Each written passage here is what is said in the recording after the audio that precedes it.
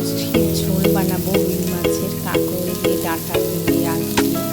মাছগুলো আগে ভেজে রেখেছিলাম সামান্য, যেমন নর্মালি গরমকালে হয় না, আদা দিয়ে, বাটা দিয়ে, কাঁচা লঙ্কা দিয়ে, সেইভাবে মশলা করে সবজিগুলোকে আগে একটু নাড়াচাড়া করে ভেজেছিলাম। তার মধ্যে মশলাগুলো দিয়ে আবার একটু কষাচ্ছি, কষতে কষতে বেশ একটু দেখুন ভাজা ভাজা হয়ে গেছে মশলাগুলো।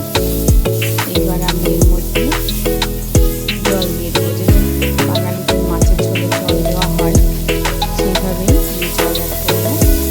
আপনাদের যেরকম ঝোল পছন্দ আপনারা সেরকম জল দিতে পারেন।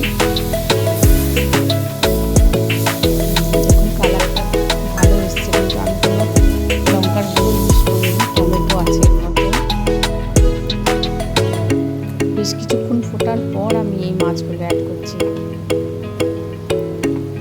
এবার মাছগুলো দিয়েও বেশ 10-15 মিনিট মতন আমি এটাকে ফুটিয়ে নেব। আবার ঝোলগুলোর সঙ্গে মাছগুলোকে একদম ডুবো ডুবো করে রেখে দিচ্ছি। দেখুন